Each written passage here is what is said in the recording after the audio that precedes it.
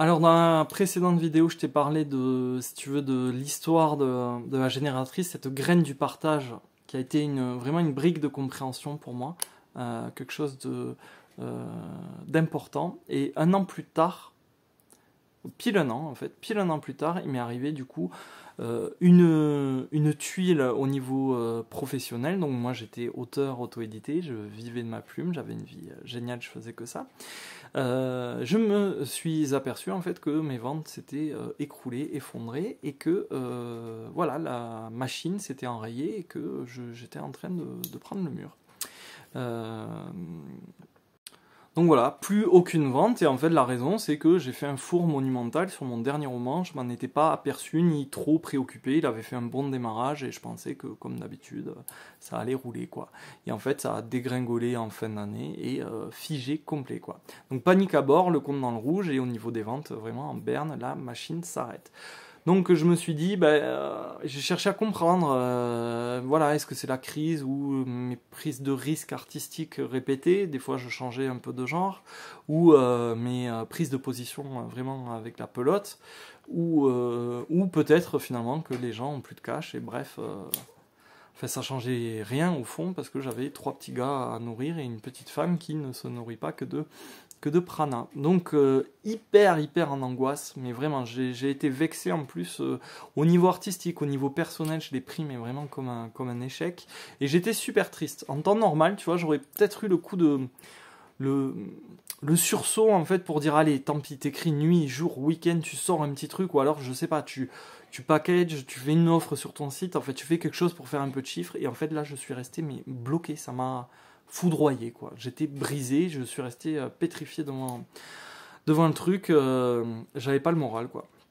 Parce que c'est simple, là, c'était mon 30e bouquin et je me suis demandé mais comment c'est possible au bout de 30? Comment je suis tombé si bas?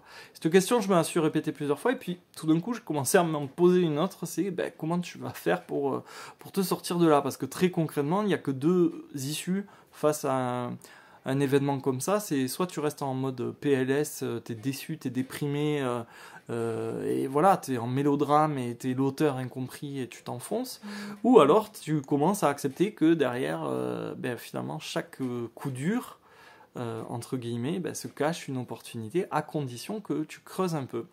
Et j'ai creusé.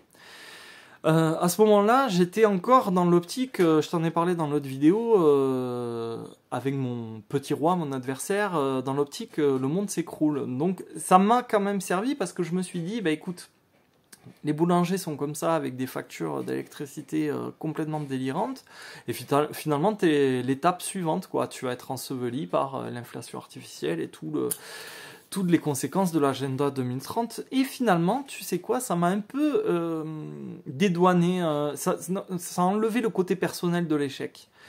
Je me suis dit, écoute, si c'est contextuel, si c'est structurel, finalement, c'est un peu moins de ma faute déjà. Et si c'est un échec global, par contre, il va falloir que tu réfléchisses à ce que tu vas faire. Foutu pour foutu, qu'est-ce que tu vas faire, Mathieu? Et j'avais très envie d'être réaligné, en fait, sur mes valeurs, voilà. Et peut-être même d'assumer enfin qui je suis. Parce qu'il y avait quelque chose de très plaisant. Quand tu es auteur, c'est très agréable socialement en fait. Il y a un petit côté hors du temps, bohème, très sympa, qui est très sympa, je te le cache pas. Mais peut-être que je suis autre chose au fond. Et c'est ça que ça a soulevé. C'est ça que ça a soulevé vraiment ce crash dans ma vie quoi. Et donc ça a ravivé finalement mon lien, mon histoire avec la gratitude. Et pour te faire cette histoire rapidement, moi je suis né mais vraiment ingrat. J'ai l'esprit critique, j'ai tendance vraiment à me plaindre. Je vois le défaut, la chose à améliorer. Je tiens ça certainement de mon enfance de compétiteur. Je m'entraînais dur, je faisais du patin à glace, je m'entraînais dur pour gagner des médailles. Et donc mes trophées, mes coupes dans ma chambre, voilà, je les avais parce que j'avais bossé, donc je me les devais. Et donc mon ego, à cette époque, murmurait que j'étais venu au monde pour être le meilleur de ma catégorie, quoi, quel que soit le domaine. Et j'ai transposé ça donc en dehors de la patinoire, dans les vestiaires, dans mes relations, à l'école, au pieu, dans mon boulot et puis un peu partout dans ma vie d'adulte après, quoi. Sans m'en rendre compte. Ce qui fait que la première fois qu'on m'a parlé de gratitude, comment te dire? Merci qui, merci quoi, tout ce que tu vois là, j'ai bossé pour l'avoir. Donc je comprenais pas, je trouvais ça mais vraiment inutile, perché, beaucoup trop ésotérique pour mon niveau de conscience de l'époque, quoi. Et c'était face à un livre de Rhonda Byrne que m'avait offert ma mère.